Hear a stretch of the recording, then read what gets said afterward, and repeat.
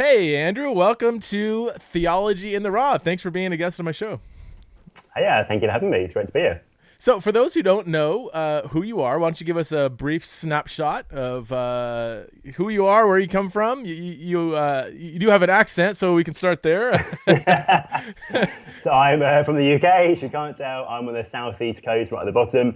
I kind of say, go to London, head straight down. When your feet get wet and you're in the sea, you're in Bexhill, which is a little seaside town, mostly retired people and young families where I live. And I serve as an assistant pastor at a church here and also in the neighbouring town of Hastings. Okay. And I also work for an organisation called Living Out. Yeah. So for those who don't know, Living Out is, I mean, I hope I can say this. It would be, we have almost like a informal relationship. When I say we, the Center for Faith, Sexuality, and Gender, and Living Out, to my mind, is just doing such amazing work over there in the UK. And everything I read, literally, everything I read by you guys is just amazing and so thoughtful. And you balance that grace, truth, tension so well. So I'm just glad you guys exist. So, yeah, thank you. So I preached at a church where Andrew Wilson used to be the pastor. I'm blanking on the name now. Is that near where you're at, or? That's Eastbourne. So that's the next Eastbourne, along the coast. Yes. So yes. To my church is near Hastings and Bexhill, and the next town along is Eastbourne. Yeah, just 20-minute drive down the road from me. Wait, is that where? Who's the senior leader there? It's changed recently. A youngish guy called Ollie Stevens at the moment. Okay. Great guy. I was thinking of a guy, again, I'm too, sorry. It's earlier here than it is there. I'm blanking on all these names, but there is a, oh gosh, he's written a lot on sexuality. I thought he was a pastor near Hastings, but maybe not. Oh gosh. Anyway. Not great. Glenn Scrivener is based in Eastbourne. Or Speak Life. He does stuff in sexuality. Anyway. I don't want to bog down the conversation. So, and you studied at Durham, right? For your yeah. So undergrad in theology at Durham, and then a master's in biblical studies at King's College London. Okay. Are you gonna go on to do a PhD, or do you feel to do that? Or I'm very open to the idea. Okay. I've kind of gone back and forth. I've explored it sometimes. It hasn't come together. I feel quite open-handed about it. I would enjoy it. I would love to do it in some ways, but I also think I'm enjoying what I'm doing. I'm doing what God's calling me to do. So wait and see how things pan out, really. Okay, cool. Do you have any certain area if you could do a PhD? If somebody said, Andrew, you are going to do a PhD, I'm paying for it. This is your calling. What would you do it? That is the dream, isn't it? Yeah. I know. My first love is biblical studies. That's what most of my undergrad and master's work was on. So I'd love to start on there. I have a weird infatuation with Leviticus and just in general the kind of underdogs of the Bible. Underdogs in general, I think I have a heart for. Underdogs of the Bible included. So maybe something around Leviticus or the Minor Prophets or something. Although increasingly I wonder if I did do a PhD, if actually I'd do something around ethics, because a lot of my work now is ethics. Okay. I wonder if there's some work to be done around polyamory. I just think we're totally not ready for what's coming in terms of polyamory or sex robots. They know the next big things, and I wonder if there'd be some good work to do around that. Yeah. Occasionally I think would that be a way to go, and maybe it will be one day. I don't know how to word this. When we talk about these things, it's just there's no real pure way to word it. But I've been very interested in polyamory and sex with robots. the idea, the cultural phenomena of those two things. I mean, oftentimes they get used as kind of like well, if we embrace this, it's going to lead to polyamory and all. Oftentimes people don't think about the actual thing very clearly, or they'll cite sex with robots as some far out thing, as just something that's like evidence of the moral decay of society. But these are two really interesting questions that aren't just fringe thing. I don't know what it is, how it is in the UK, but in the States, I've read several stats where something like 5% of the population are or have been in some kind of polyamorous or maybe an open relationship, which would be a form of polyamory, sort of. And sex with robots, that's all. We can go there if you want. That's the little I've dabbled in that. My favorite thing to do is to go to places to speak and throw in the bombshell of sex with robots. It was like, what? Students love it. We're teaching students. They just love it. And it's just really a conversation zone. Because I think, it is happening. The trajectory is moving. It's moving quickly. I think quicker on both of them than we'd expect and that most people would expect. I just don't think we're ready. And actually, we need to get the underpinnings or understanding of sex so we're ready to respond to that and not have quite kind of shallow answers to that, which is always the risk. Yeah. And I think always, the work I do now on same-sex attraction and transgender and stuff, I think we're always playing catch-up as Christians. Yeah. And actually, I would love us to actually learn to discern the times, listen to the guidance of the Spirit of God and where we should be focusing, and actually get ahead on some stuff so we can engage right in the heart of it, not kind of 5 years after society's changed and made its mind up. We go, hang on a minute, we better think about this. What do we think about this? So, that's why I guess it sticks to my mind now, even though it's not quite here in the mainstream yet, because why don't we be ready for that point rather than react then? I read somewhere, it was a sociologist, a really credible sociologist, that said if the trajectory keeps going at the pace it is, talking about like pornography, talking about just technological development, which both of those things I don't see slowing down or like, and this, I think it was a female sociologist, said if things keep going this way by 2050, more humans will be having sex with robots than with other humans. Unless pornography all of a sudden starts to die out, or if technological Yeah. advancement kind of like people get kind of sick of developing new things, Yeah. Have you, money, it seems unlikely.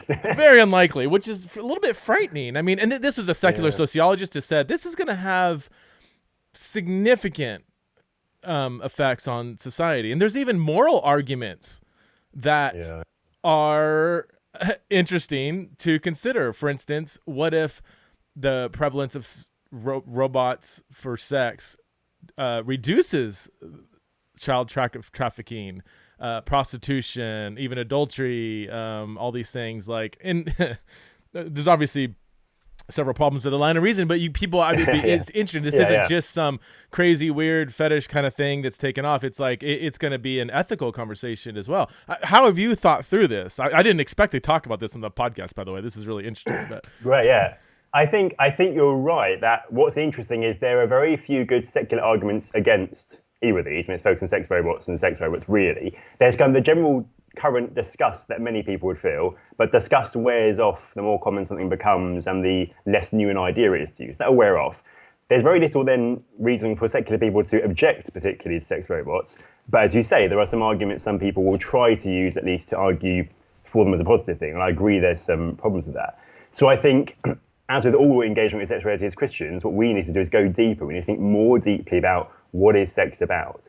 And, because that ultimately is always the reason for the difference between a Christian sexual ethic and sexual kind of parameters and a secular one. Yeah. Actually, it's not that God has some arbitrary lines that, jump through these hoops for me and I'll bless you. Actually, it's no, here's the grain of the universe, here's the way to live to find fullness of life, because this is what sex is for and about.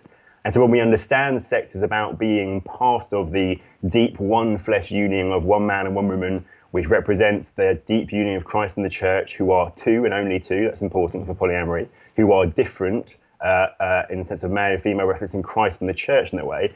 And particularly with sex robots is the fact that sex is meant to be about the giving of oneself to another.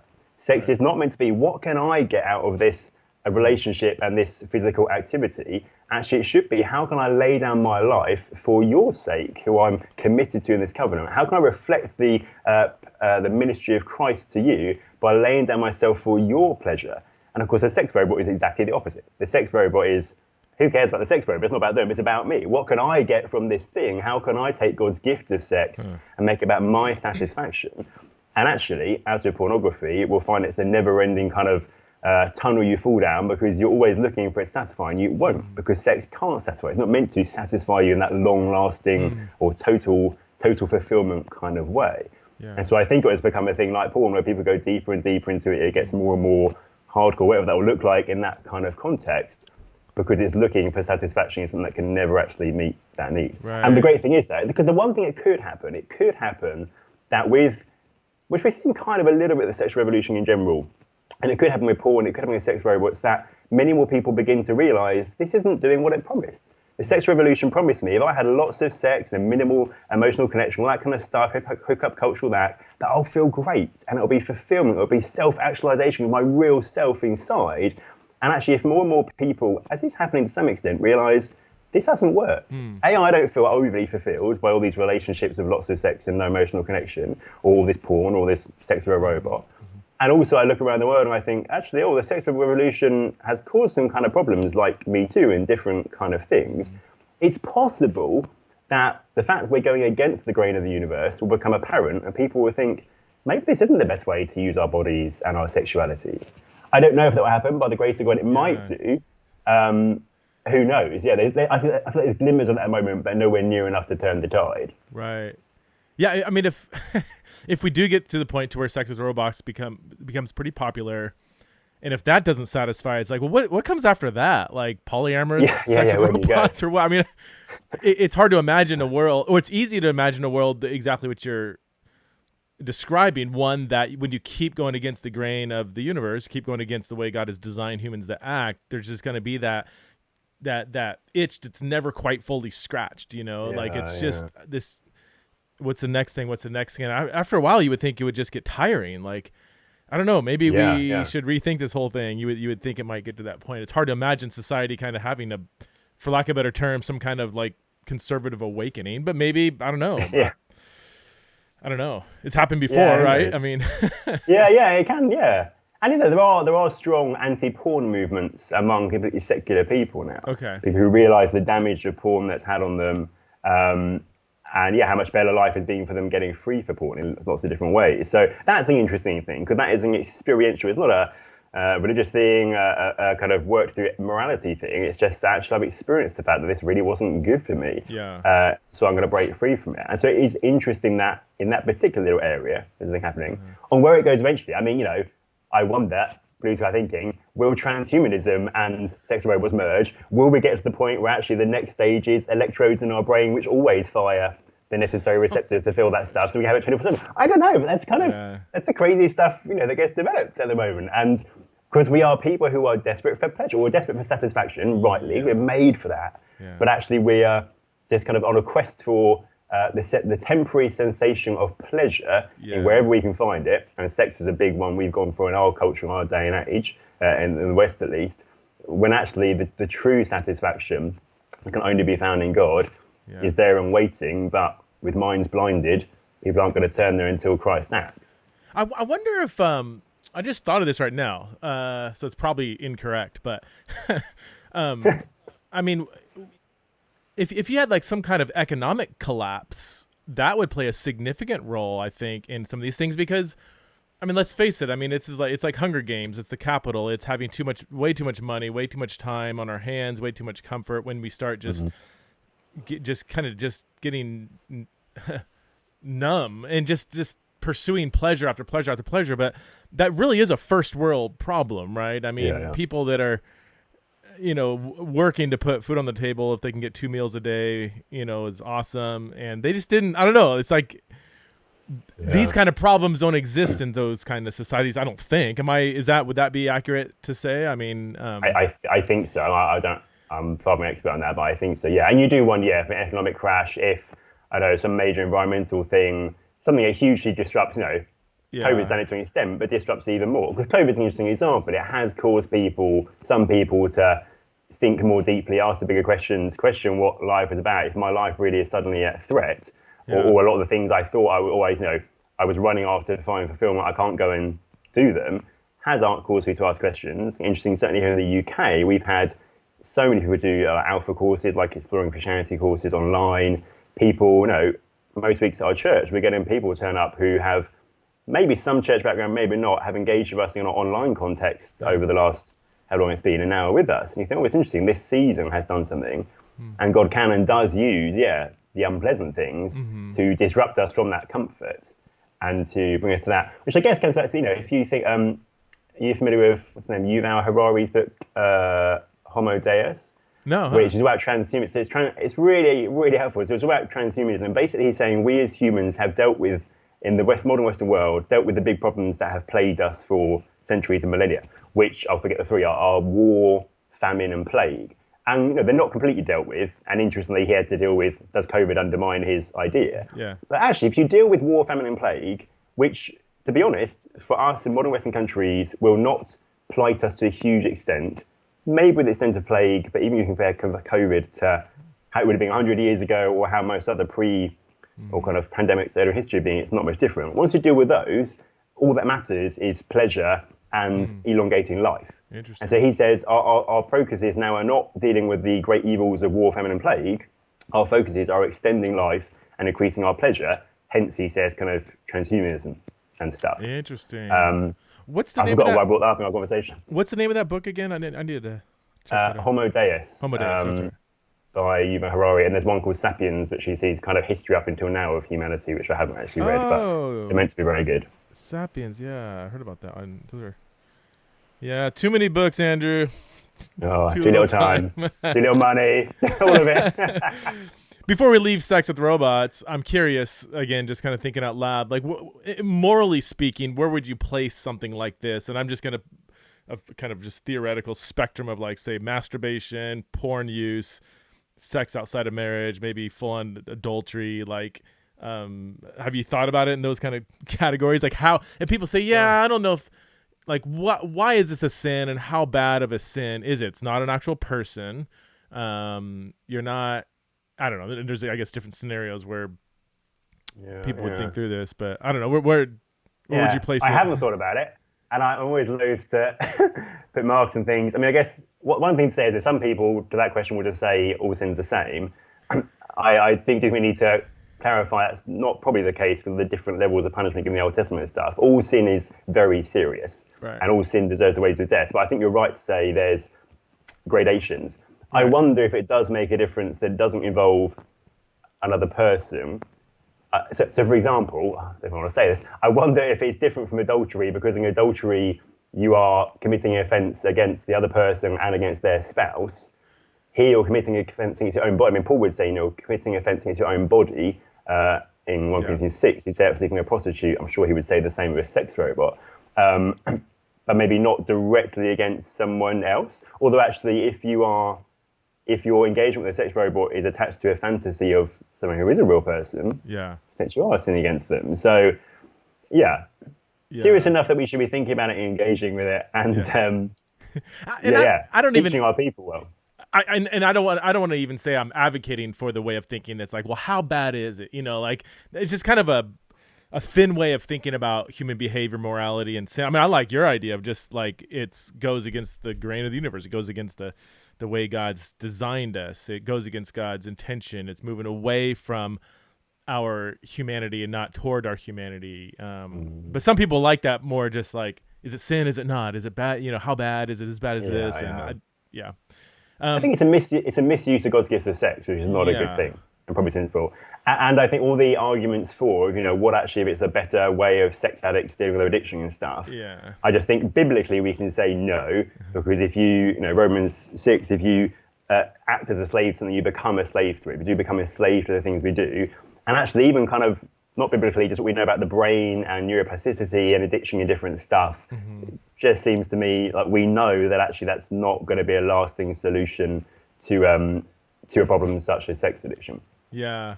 I'm just trying to think of some secular argument. Like, what about like weenie? Yeah, you have a sex addict who's addicted to having sex with prostitutes. Could this be a way to ease them off? Kind of like the nicotine patch for people addicted to smoking. Just kind of like, let's just ease you off. Give you this robot for a few weeks. Or I could see people making this argument, right? I mean, of course, absolutely they will. Yeah. I don't know. I mean, in a Christian context, it comes down to your viewing sanctification, doesn't it? And I think one of the things I've learned in my own life over the last few years is God is incredibly gracious and takes us through process and journey.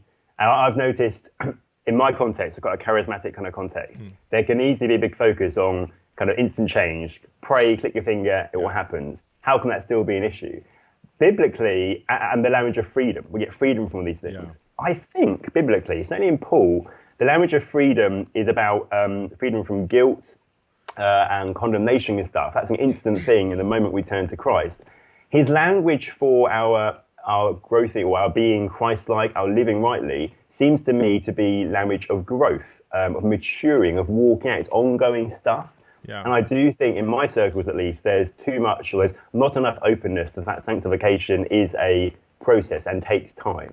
Yeah. And so although I don't know off the top of my head what I think about that as a way of helping that process take place, I do think the general concept of someone's not going to go from sex addict to fully living out a biblical sexual ethic overnight is okay, even for someone who truly is born again. I think that fits with biblical pictures of this. So if I'd use that way of helping someone in a situation, I don't know. But the idea of the journey, that's biblical, I think.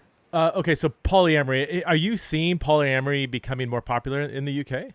Do you see... Not in my circles. I mean, what I would observe... Not in your charismatic circles? Not yet. Who knows? No, I mean, I don't have stats, and I don't know if there are stats. There weren't last time I looked, which is a year ago, and probably I was doing some work on this for how common it is. I was aware of the stat you kind of talked about from the States. I think what I do see is it in popular media. Okay. Oh, right. And this is how these things happen.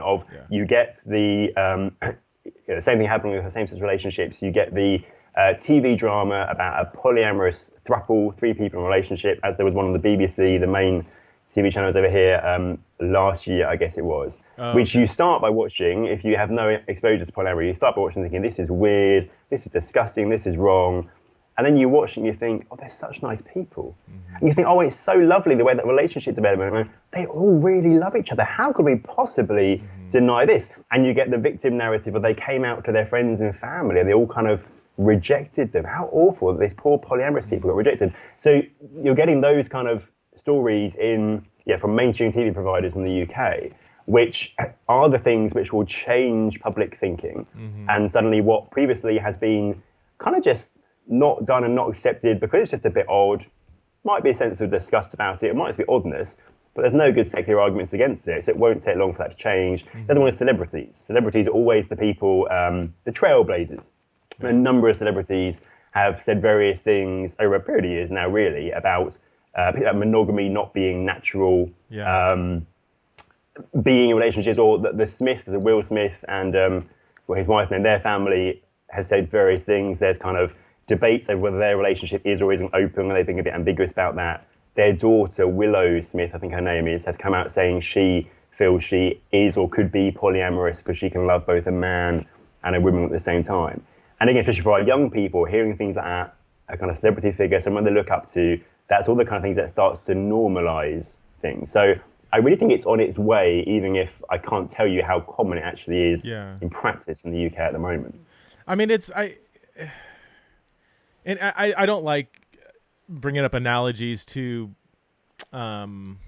quickly or without caution. Obviously, every kind of relationship we're talking about has its similarities and differences from other kinds of relationships, but it's what you're describing. I mean, it's almost word for word the societal acceptance of a same-sex relationship, right? I mean, 20 years ago, there was that kind of natural aversion, and then you start introducing it through media, some celebrities. I mean, Ellen and others coming out, and it's like, oh, we like Ellen, and wow, so it's just it's kind of more normal, And I mean, is it? And I'm okay. A few more qualifications. I'm not a slippery slope person. I'm really careful with saying this is like that or whatever. But I mean, but this is Theology in the Raw, so I like to just speak and think honestly. I mean, do you see very strong similarities between how society has accepted same-sex relationships and how it probably will do exactly the same thing with polyamorous relationships? Yeah, I think so. And I likewise don't like slippery slope arguments. They tend to be a bit scaremongering, a bit just kind of complaining about the world. I don't think slippery slope. I think these are just all the natural, understandable outworkings of changes in our thinking that have taken place. That's true. Same-sex relationships, same or kind of secular modern views and trans or polyamory, sex robots. For sex, it's two things. Once you change what sex is about, you can change what you do with it.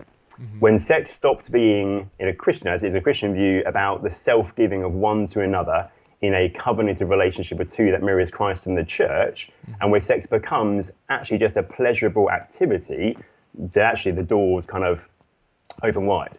Also, when you remove sex from biology, which is the key thing, so one of the key things that has happened is we've separated sex and procreation. In our minds, we do not associate sex with the production of kids.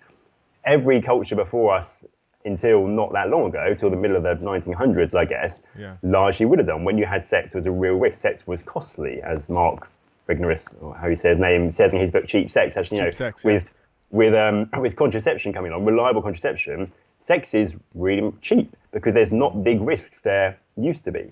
So once you untie the kind of the link between sex and procreation, which by default makes it between two people and two people of the opposite sex, you kind of remove the problems. And what was fascinating in that TV program I mentioned about the polyamorous throuple is it all went really well to them until right near the end of the episode, where there was a couple and a young lady who joined them in this relationship. The lady of the couple became pregnant. And so you think, oh, you've got a problem. And they realize they've got a problem. And they realize maybe this relationship can't work because now the man and the woman who originally together are forever united by the fact they have parented this child together. And only the two of them have biologically, in DNA, fed into this child. Where does this other lady who's in the relationship now kind of fit? And I find it fascinating. It's like right at the last episode, you pointed out one of the big problems of polyamory, of actually three, more than two doesn't work in a sexual relationship. One of the key things sex is about. And what's so annoying is it ends, you think they're going to end with they're going to have to split up so it doesn't work. And like the last shot, spoiler alert for anyone who watches this, it's called trigonometry. The last shot is them all in the hospital, hugging, kissing, it's all okay. It never is explained how is it suddenly okay that two of them are forever bonded by this child and the other one isn't, which previously, just before the birth was a great problem, but now isn't. But there's so many things. Once you take away the link between sex and kids, basically sex becomes open to pretty much any form, context, relationship, mixture of people, which is one of the reasons I think in our Christian teaching of sex, we need to reclaim the link between sex and procreation. You need to do it well and carefully. You have to answer the questions of contraception. We're very sensitive to the reality and the pain of infertility for those who experience that.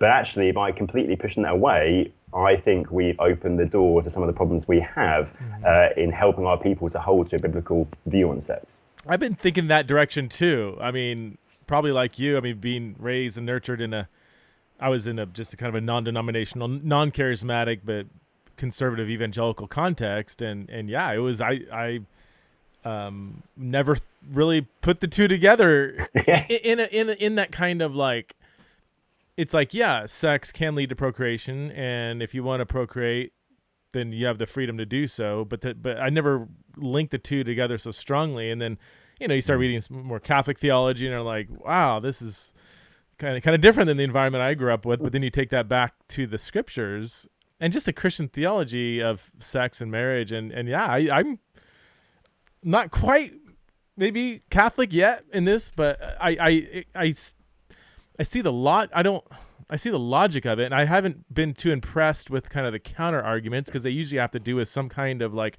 almost secular version of human autonomy and freedom.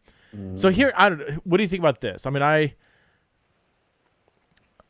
obviously there's infertility, but even things like what about like sex or an old couple getting married, or say they are past the age of child rearing. I mean, nobody's going to say they can't get married if all things considered, but like, what if having kids isn't even an option? A really strong procreation argument would say, well, if procreation is completely off the table, then you shouldn't get married. I've never heard anybody actually say that, but no. Or even maybe there's the old age sex, an old couple getting married, but also what about a couple getting married that they aren't infertile, but they just are choosing not to have kids, but they still say they're called to marriage? That one's a little dicier for me, but yeah, that one is tricky. And that, as a pastor in this situation, let's have the conversation of why. Because it might be there's a really good reason. Actually, we feel such a calling to go to this far-flung place, and we just think it would be so hard to bring up a child while doing what God calls us to do there. And I think theologically, I'm still not sure if I'm comfortable. I want to talk to that couple. I still don't know if I would be comfortable to marry that couple.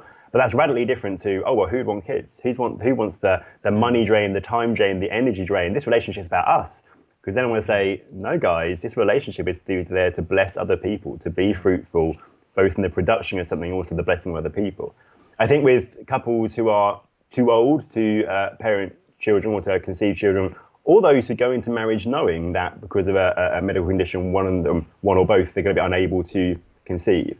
I think where I see a difference between an opposite sex couple and with a same-sex couple, same-sex marriage, is their bodies are still orientated towards the production of children. Mm-hmm. Just with two men or two women, that just can't be the case. There's no way in which their bodies, without the help of science, which has been developed, can produce a child that combines genetic material from both of them. in a case where you've got a man and a woman united in marriage and a sexual relationship, even if they know a child is not going to be produced, it's still the case that their bodies are created in a way which kind of points in that direction. Again, it's we're going with the grain of the universe. And well, with the old age thing, it's maybe different, but certainly with a case of fertility, the bodies might be orientated in that way, but may not always function that way. And we as Christians always have the best explanation for why there are some things that are not as they should be. And infertility is the best example of that. And this is why I think it's not insensitive to those experiencing the pain of infertility to link sex and procreation very firmly. Because actually, saying sex and procreation are meant to go together legitimizes the incredibly deep pain of people who experience infertility and who long for kids. It's saying, actually, your pain is totally understandable. Your pain is totally justifiable because something is not as it should be, because we live in a world that is broken and marred by sin. And so sometimes things don't work as they should be. And so with those people we love and we lament and we try and be church family alongside them. But actually we don't kind of hide the truth that sex and kids are meant to go together. Actually we say, because that's true, your reaction is totally understandable. We want to love you in that. Yeah, that's good. Yeah, no, it's, yeah. I think that's about where I'm at with my thinking, I think. It is hard, I mean, because this just goes against so much in our, not just secular culture, but it's at least in the States. I mean, it's been largely absorbed by the church for a number of years. And not actively, it's not like the church is like pursuing this secular vision for sex, procreation, marriage, whatever, but it's just like slowly absorbs it, you know? So I don't necessarily fault, not fault, but I mean, I don't know. It's almost like it kind of slowly happened, it seems like, you know, where there's so much of a secular understanding of sex, marriage, procreation that just kind of trickled its way into the church. And this is going back to one of your previous points about the deep need for, you're talking about like being reactive against the next thing. We're always kind of playing catch up. And one of the ways to get ahead, right, is to just lay a thick foundation for what is sex for, what is marriage for. I like to ask young people sometimes, like, you know, oh, we're going to get married. And I'm like, why? Brilliant. And it sounds rude or whatever. But I'm like, no, but really, like, oh, cool. Like, how do you know God's calling you to marriage? Like, what? Tell me about that, you know, like the vision for marriage, you know, and they look at you funny. Like, well, we're in love, you know, and not to diminish that at all. I think the Bible talks about that in some places, Song of Songs and others, but there has to be a deeper, more like kingdom-oriented vision for what. Because the reality is the feeling won't last. Yeah. You might get married because of the feeling of love, and I say that's part of the thing. But if you're not committed to loving that person through self-sacrifice when those feelings wane, your marriage is not going to last. Right. And actually, your commitment in marriage is, I'm going to love you, as in I'm going to lay down my life actively for you day after day, regardless of how I feel. Yeah. And actually, that will maintain the feelings. The commitment of marriage, the laying down your life in active ways, is the scaffolding in which you work on the feelings. Yeah. If you try and make the feelings the scaffolding of your marriage will crumble, because feelings come a day. One day you will wake up and they won't look so good. Or one day they'll do something really annoys you. You think, you're not so sweet after all. Yeah. What happens then if all it's based on is your feelings? There's got to be something more firm to it. Yeah. I almost want to talk about mixed orientation marriages. You said something that triggered a thought, but I would just maybe tie the knot on polyamory for a second. One thing, so I think the key missing link between, well, let me organize my thoughts. A secular sexual ethic, it has to do with consent and lack of harm, right? If there's genuine consent, and it's not harming anybody, then that's basically the framework. So that would make sense. Obviously, polyamory satisfies those two things. But there is another point that often comes up, and that has to do with orientation. That, you know, once you start to introduce a stronger like ontology of sexual identity, that this is not just what I do, this isn't just some choice, because that's a pushback. It's like, well, look, some people are, you know, gay, others are straight, some are bisexual, but polyamory, it's not like you're just choosing to do this. But I don't know if you remember this, Dan Savage, gay, what is he, journalist or whatever, and he got hammered when he said polyamory is not an orientation by a bunch of people. Yeah, and as the earliest article I found is 2011 in a peer-reviewed law journal where somebody argued for polyamory as an orientation. So you take the definition, how we even define an orientation, and they kind of show that like this is very similar to how polyamorous people describe themselves. And that's a key phrase. It's not just a polyamorous relationship. It's not just polyamorous desire. Once you start using the category of polyamorous people, I mean, I think that's going to be significant. We're already seeing that shift in language to be more ontologically significant. Anyway, and have you seen this, and what do you think about that? Yes, oh, definitely, and that is inevitable because another one of my key passions is because of the way identity has changed. Because now culture is constantly telling us that who we are is how we feel inside. Our feelings and our desires are who we are. That is more real and more important than anything else. So it doesn't matter that your body is orientated to have a sexual relationship with someone of the other sex to produce children. Actually, if who you feel inside, you want to have a relationship with someone of the opposite sex or same sex or lots of different people, that is kind of who you are. And because we have said that with so many people and places, you now have to say a polyamory, because if you deny that polyamorous desire is who someone is, well, then you also have to deny that actually an attraction to guys for a guy is who someone is. Right. But that message is being shouted so loudly at us all the time. The classic example, you may have heard someone else do this, Keller does it wonderfully, is Frozen. I love Frozen. But it is just the story telling our kids from day dot that who they are inside needs to be embraced. She starts being the good girl, finding her identity in what other people say about her, living up to their standards, staying inside, not freezing people to death, all that kind of stuff. Yeah. But the whole film is her throwing off that constraint of what other people would think of her and embracing who she really is inside. And she goes off and sings that song, Let It Go, the big anthemic statement which became such a big hit. And part of the reason it became such a big hit is that is what our culture believes about who we are. Let it go. I'm going to let it all out. I'm not holding it back anymore. I don't care what people say. This is who I am. And even if people back home are freezing to death because of who I am, I've got to be true to myself. Wow. Our culture has said that so loudly, so many different ways. That's just a quintessential example. That if someone finds, I love you and I love you, or I desperately want to have a sexual relationship, both you and you, well, then you do you. That's who you are. Then as Christians, though, we easily say, no, we all know we experience lots of desires that aren't good for us. Desires which aren't going to be the route to fullness of life. No one really believes that what you find inside always is who you are and should be embraced as who you are. Yeah. If we can't use it across the board, maybe it doesn't work. Right. Maybe it's not who we are. Maybe someone needs to tell us who we are. Yeah. And from that, we know how to live. And yet that internalized of identity it has been absorbed by the church as well. Sometimes not Absolutely. on the extreme levels, but it's very prevalent. This reminded me. Did you review Carl Trueman's book?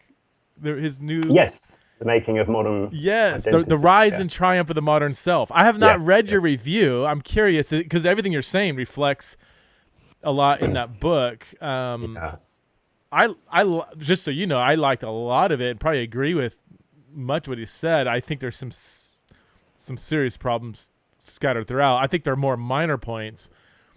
There's that one page, it was just really terrible at the end when he talked about like celibate gay Christians, and I don't know. I just think it was pretty bad. But it wasn't like his main point, but he did try to say, and here's another example of how, and I'm like, oh my gosh, like anyway, would love your quick thoughts on that book. I mean, so he's tracing the development of thought and thinking that brings us to this point I just kind of described. The roots, he's showing like this way of thinking, it's taken 200 years in the making, really. And he's kind of pushing back on the argument or accompanying the argument I made earlier that contraception changed everything by saying thinking was also changed.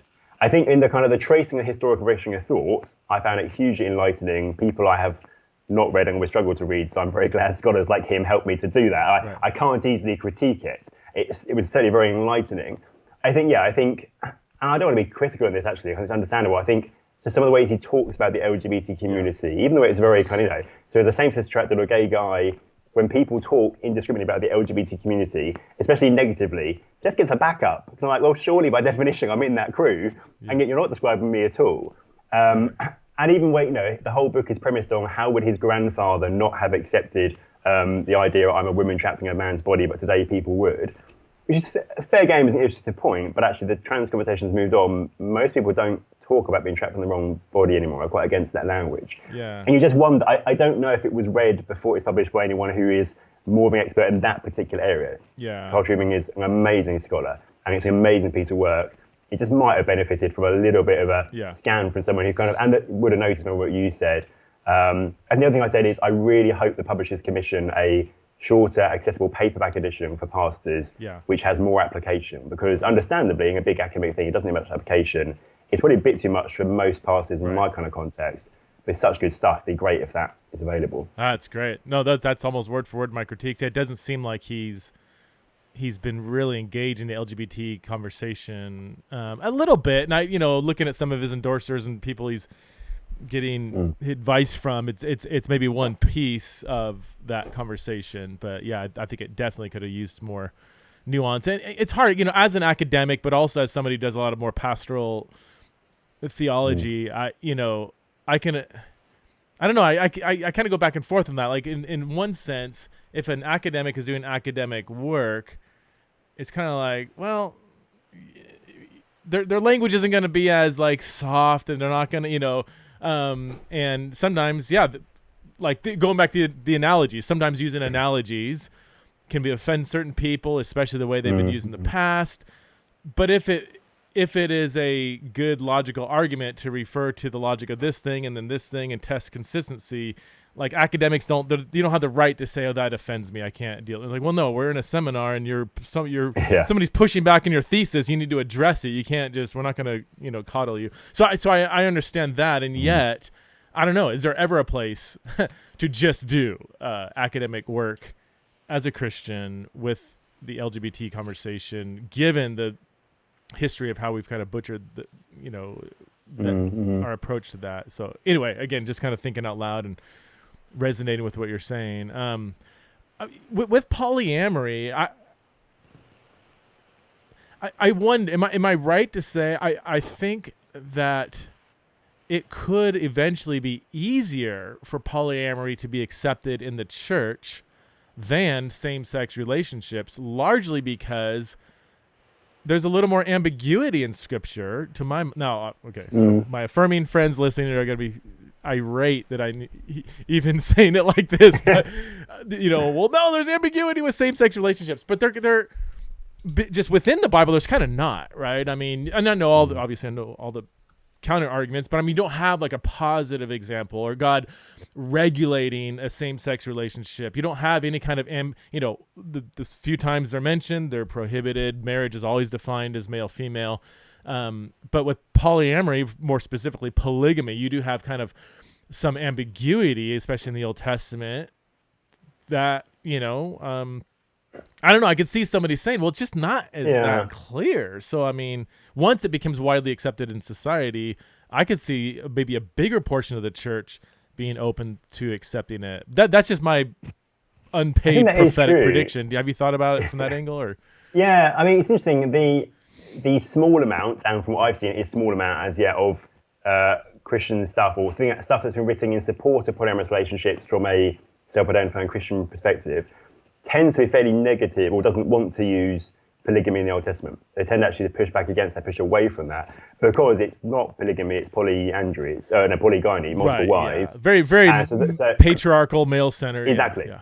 And so what I've read tends to actually want to really critique that, and I think there's some healthy critique to be pushed back there. So most arguments I've read haven't been from that. People more often, the two theological arguments I've seen made are that a throuple particularly better reflects the Trinity. Oh yeah. So actually they say if human, so it's a bit of a kind of, maybe the image of God is meant about relationality, about reflecting God and the Trinity, or actually 3 is better than 2, so we can better reflect God in that way. It's one argument made. Another argument made is actually the relationship between Christ and the church is the relationship between Christ, one, and you, me, and lots of other people. So actually, so people say Jesus is a polyamorous. And so therefore, actually, a polyamorous relationship just reflects the relationship between Jesus and lots of Christians. On the former one, the Trinity thing, I think it's important that Scripture doesn't, to my knowledge of sight, particularly link sexual marriage relationships and the Trinity. I think it deliberately doesn't do that. So I don't see that in Genesis 1, 27, 28 kind of stuff. And I think God was wise not to put that in, because he knew, no, marriage is about Christ and the church, not about the three persons of the Trinity. General relationality in our being, yeah, okay, we're made in the image of a relational God, that makes sense. But it's not the case that marriage and sex are linked to the Trinity in Scripture, from what I can think. Right. And on the Christ church thing, it's just a classic individualistic mindset. Yeah. We so easily think. I'm trying to change my preaching to recognise, because so often I preach individually. I'm preaching on Sunday on Leviticus, yes. The message of Leviticus is how can imperfect people live with a holy God? And God takes the initiative to make that way possible, which means God wants you. Isn't that incredible? God wants you. The book of Leviticus shows God desperately wants a relationship with you. And then I thought, that is true. It's wonderfully true. But actually, God wants us. God wants the people for his name. Almost always in Scripture, it's corporate. And it's so easy for me, because I'm a modern Westerner in an individualistic society who thinks more of myself than I should, to think, yeah, it's Jesus and all of us, including me. Actually, it's Jesus and his bride, the church. Right. And so really, I think the argument that argues for polyamorous relationships based on that is more individualistic than the Bible allows us to be. Yeah. And yeah, if you push that Christ in the church in that direction, I mean, it's just weird. Like, now so everyone. You have Jesus who's now bisexual with like billions of spouses. Like, is that?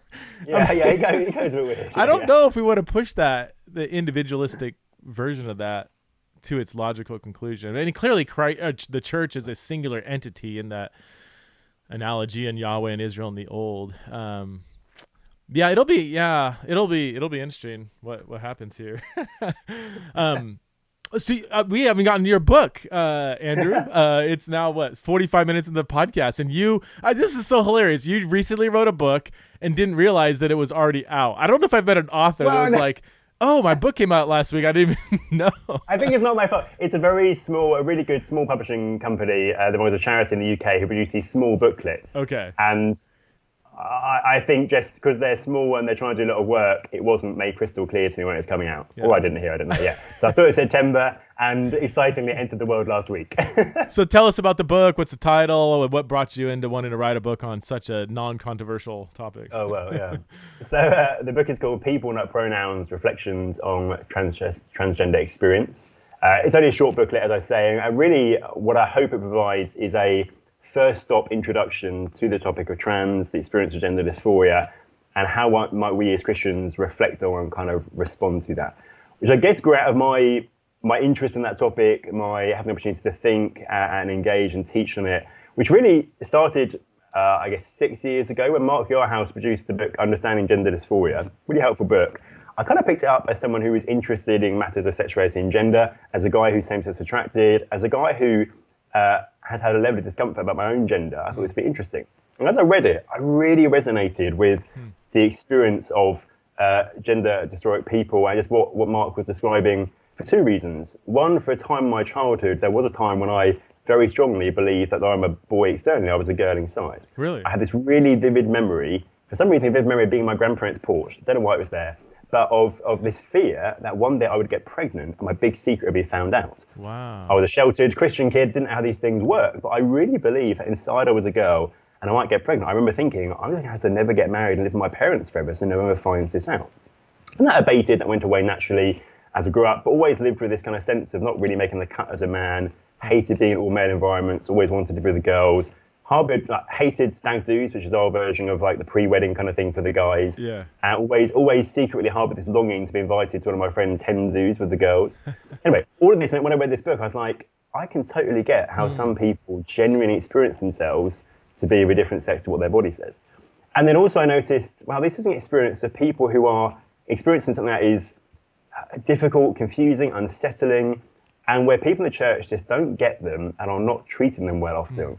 I was like, that's exactly the situation of same-sex attracted people even just 5 years ago before that. And again, it's this thing, actually, we need to be proactive. This thing is coming, this thing is happening, and real people are being affected. We need to engage. So basically from that point, began to think about it, read about it, try to learn about it. People began to realize that, began to get some invites to speak in different places, because as you say, not many people are happy to or kind of feel able to engage with it. Long story short, kind of got to the point where I thought, and I think there's some thinking I've done that could form a helpful short introduction. And what I try to do is give a 3-part overview or structure for a rounded Christian response. Because my observation is often as Christians, we focus on a particular element of a Christian response, and actually we don't get the breadth that we need.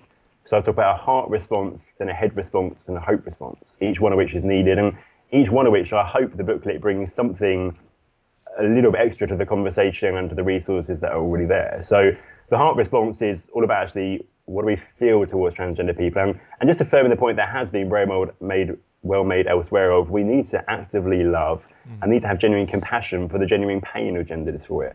And I've really gone at that in the booklet because still I hear stories of people in the UK who have horrific experiences in what should be or what are well-respected Bible-believing churches. I heard one just half a year ago, a church in London, a trans person joined, really kind of get settled in, a person befriended them in a really lovely way of walking alongside them. When friends of the person who befriended found out this person was trans, they started picking on this person, telling them to withdraw, and they basically abandoned this trans person. Wow. And they never went to church, and now they don't want to go to a church because they don't trust Christians. They're being so hurt. And I was like, man, there's still a need for us to talk about what's our heart attitude, what's God's heart, how should our heart reflect that? Then the head response, sorry. Oh, no, go ahead. I thought you were done. Keep going. The head response, I then turn to, well, how do we think about transgender? How do we kind of conceive of this and gender dysphoria? And really there I talk about identity, but like we've done already, because my observation is in our culture, trans and the experience of gender dysphoria is so much an identity thing. Who I feel inside is who I am. Doesn't matter what the body says, what anyone else says. And you see that so clearly in the languaging, coming out stories and different things. I didn't think I'd seen something which directly kind of engaged with the identity thing. So I talk about internal identity, like we talked about earlier, how our culture, such as Frozen, so clearly tells us that story, but how it doesn't work because our feelings, our desires, our intuitive beliefs can change. They're not a stable basis. They can conflict. What if I really want this or really want that, or I really believe this about myself and I believe this, but they can't go together? Well, which one's me? And the big killer is we all know actually there are some things we might desire, which we wouldn't say we should embrace as who we are, or there are some things we might believe about ourselves, which we wouldn't say that's who you are. And there are parallel trans experiences, which sensitively you can bring into the conversation and use there. And so I say, actually, if who we are inside doesn't work, and actually basing who you are on what other people think of you doesn't work, because what if they change their mind? You can't always live such a good life. They always think well of you. We need something different. We need divine identity. And so I explore the fact that we're given divine identity as those in the image of God. And strikingly, Genesis 1:27, it's in the image of God he created them, male and female he created them. In the same way the image of God is a given identity by the fact that God creates us and he gives us that identity, the male and female is likewise given. Very next verse is be fruitful, multiply, fill the earth. There's something bodily, how do you know if you're male or female? It's whether your body is, or what role your body is orientated to play in reproduction. I think you see it there. And so I talk about that. I talked about stereotypes as well, and my continued discomfort with my masculinity, I think, was about stereotypes. I just didn't believe I made the cut. I so didn't feel that I could really be a real man. But actually realizing, no, Genesis 1:27 says I'm a man because God says I'm a man, freed me. It gives me the freedom to be how I am. So the fact that I love Downton Abbey and musicals and pretty things without changing who I am. That doesn't change who I am as a man. It's just how I am, actually. These things aren't kind of influencing that. So talk about stereotypes. But then kind of you get there, and that's often, I think, where people stop. We've got a heart response, we've got understanding, and I think that does mean that transitioning isn't the best or the right option for someone, especially someone who's following Jesus who experiences gender dysphoria. But then you're saying, okay, but people are then left with gender dysphoria, which can be incredibly painful and debilitating and difficult. We can't just leave it there. So I talk about a hope response. So I actually say, how does the way the Bible resources us to handle suffering in our own lives and to support other people who are suffering, how does that equip us to walk alongside some people who may, out of faithfulness to Jesus, choose not to transition, even though everything in them kind of screams out that they want to? So I talk about the Bible's big story, the explanation it gives us, the hope it gives us for the future, the role of lament in dealing with pain, the role of just being good friends to people, how we navigate painful things in life. And so my hope is that those three things together give us a full-bodied response that kind of engages with all the issues that are needed. And even though it's a short booklet, it can't tackle lots of the practical questions. It's hopefully a framework to keep in mind as we then talk about or think about those questions. That's great, man. That sounds like what a greatly needed book. And I mean, of course you can't answer all the questions. It's designed to be a short book, but man, we need some of the big books. We need the short ones too, that that more people will pick up and can digest and just get that introduction. That's fantastic. So it's already out. People, Not Pronouns. Did you come up with that title? I think so. Yeah. That's pretty good. I saw that. I was like, I had to think about it. Like, that's provocative. Not it's what is provocative in a good way? Not Challenging, hopefully. challenging. Challenging is a better word. Yeah. And I think, a thread throughout it is that, actually, and that's, a heart of all the work I do with sexuality and gender, actually, of let's not forget the people. Yeah. We so easily talk abstract, and pronouns is the classic one in the trans conversation. We go abstract, and there's of course, there's an important place in those conversations. Yeah. But I know what it's like as a same-sex attracted gay guy to sit in a room and be talked about, or to sit in Christian context and feel, excuse me, this isn't abstract construct. This is my life. What about me? Yeah. So I think, part of it is trying to personalize it as well. So going back to the parallels between, so I didn't know that about your background. Would you would you say you experienced gender dysphoria, or would it not have been like if your parents brought you into a psychologist, would they have like diagnosed you? Did you have most of the signs, or was it not quite that severe? I think probably not. I don't know. I deliberately try not to talk about myself having had gender dysphoria, because I just don't know if it would have been clinically diagnosable in that way. I think in this context, day and age today, I would have done. I think because it was, I didn't tell anyone, I hadn't ever heard of anyone being a man chatting or a woman chatting a man's body. I had no box to put it in. And so I just kind of felt it, decided to never get married, I'd live with my parents, it would just go away, it wouldn't be an issue. Dealt with it like that. Whether it would have manifested more strongly had I been in our context where I would have heard those kind of concepts and ideas, I expect I easily could have identified as trans. And I think that might have aggravated, I wonder if that might have aggravated the experience of that at the time. But who knows in some ways. But I've heard something similar from a lot of different, especially gay men, that, like for kids, that like sex and gender, to take the modern kind of way people understand that, they're kind of collapsed together so that boy, girl, masculine, feminine, they're all kind of blurred together. So it does make sense that as a younger kid, and I've heard this from several other people who, as they grew up, they ended up just being same-sex attracted, gay or whatever. But they said, when they were younger, it was a lot. So when they got older, they were fine saying, okay, I don't maybe resonate with a lot of the stereotypes of masculinity and femininity. But as a kid, it's easy to interpret that as I am a girl or I am a boy, So I think that, have you, in your experience with other people, have you seen other people say that that's similar to their kind of trajectory too? I think so. I think it's not a universal thing, but I think anecdotally, yes. And certainly I'm aware of similar, although there are studies, gender non-conformity seems to be one of the strongest predictors of same-sex attraction later in life. I think especially for guys, not always the way, but especially can be.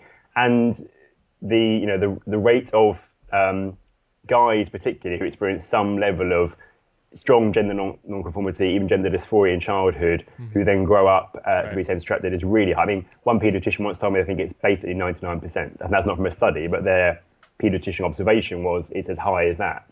And I think what studies have been done show that. That's particularly with guys, but I think what we're seeing in the UK at the moment, all the stuff about trans teens and stuff, and the number of now detransitioning people, detransitioning young women who are saying, actually, I was a lesbian, or I am a lesbian, or I'm attracted to girls, and there was internalized homophobia or whatever, or gender non-conformity, and that led me down the trans narrative. I think we are also seeing the evidence of it among young women as well. Well, I've seen that concern, especially with older LGB people, primarily LG people, lesbian and gays, that... And I'm not necessarily endorsing this view. I'm just saying that it's a fairly popular viewpoint among older gay and lesbian people that a lot of the younger people identifying as trans, they would say, I think you're just gay. Like, I don't... And a lot of them say, if I was raised in this generation, I would have probably been told I was trans or genderqueer or something too. So that there does seem... I don't know. And it's I can't speak to it experientially, so it's just... I think it's an interesting... observation, especially like, as you said, with what seems to be a growing number of detransitioners. Do we have any data yet on that specifically, like people who would fit more the rapid onset gender dysphoria paradigm, where there was some sort of like social influence in their trans identity as a teen and now they're detransitioning? It just seems like a lot. But I'm just, what am I going on? I'm going on personal stories, friends of friends of friends, and their friends and their friends, and then online communities, and what seems like a new YouTuber every day that comes out with I'm detransitioning, but all of that's still anecdotal. Is that still 5% of trans-identified people? Is it 50? Do we have any actual data on that yet, or? Not to my knowledge. I'm not sure. I think partly in terms of academic studies, so in the UK, there's been genuine fear of engagement. I'm friends with an older guy who wanted to do, say, he's a clinical psychologist or psychiatrist, wanted to do some research on detransitioners, was denied ethical approval, and basically a small print said they were scared what people would say on social media about the university. So wait, can't do. Is his name James Caspian? James Caspian, yeah. I've read about that. Can you? I read it somewhere, and I was like, wait, so that actually happened? I mean, you always wonder, like, I don't know, is that really what? Oh no, yeah. I've sat down with him, lovely guy. Worked for I think 10 years in a private gender clinic with adults primarily, I guess. I'm not sure, in London. He's a psychiatrist, so we do kind of assessments of people, marks and stuff. Became very concerned with the lack of psychiatric assessment and exploration of kind of psychological interventions before putting people onto a social and medical transitioning pathway. Resigned from his job because of his kind of concerns about, are we doing the right thing, and this is right for me to be involved in. Wanted to go and do this research at a UK university and was denied. I think there was a different reason given on like the official paperwork, but it was also made quite clear somewhere that basically it was a kind of reputation thing that was the issue. Wow. He then took it through, he challenged that ruling in various courts. I get confused with the court system here. It got quite senior and eventually went to the European court, I think, and amazingly didn't win, which I do think, based on the situation, does seem quite amazing. I think so didn't get kind of given the permission. So I think the figures are missing because the academic research isn't being allowed. But then also I think detransitioners tend to fall off the books. If you stop taking your hormones and such like, you're not going to turn to the people who you now think forced you to go into them far too quickly, didn't give you sufficient support beforehand. It's not going to trust them, so you don't go back. So the success rates look great. Look at all these people who are now living happy lives who never came back. Or they didn't feel they could come back because you pushed them in an unhelpful direction, and they're now feeling very unsure about that. And that's... You don't have the numbers at all. Just so my audience can follow this, it's actually an important point because there has been a couple, 1, 2, 3, 4 surveys done on transition regret, and they usually turn back 1%, 0.5%, 2%, maybe 5% transition regret. But that's what you're pointing to is the methodology that has gone into that. It's pretty shady. Just that, like, well, all the people that transition, we never saw them back saying, hey, I regret this. It's like, well, the fact that they didn't come back doesn't necessarily mean that there's been ongoing positive results. And also there's that kind of key, I don't know if you've heard the kind of 7 to 10 year mark that the first few years after transition, there's typically a pretty positive response, but a lot of people have said that 7 to 10 year, once you get 7 to 10 years after, that's usually when a decent number, again, it's hard to even have the percentages, but that's when a lot of the regret comes in. But and regret might not lead to detransition. I just talked to Scott Nugent, who transitioned at 42. He's 48 now, so yeah, he's right in that 6-7 year mark, and he says so many issues with he had so many surgical problems, and even ideologically he didn't, it was just wasn't, but he's like, I'm not going to detransition. He was like, no, I'm not going to detransition. That's just going to bring more problems. But there's certainly a level of like, I don't recommend this, So I don't know. Yeah, it's but that's interesting that, I mean, it's sad really, because detransitioners are people, right? In an effort to like humanize a minority population, we're dehumanizing a minority within the minority. And if we can't do research on this from a data perspective, like we're not helping the cause just because a story might be a threat to somebody's ideology or something.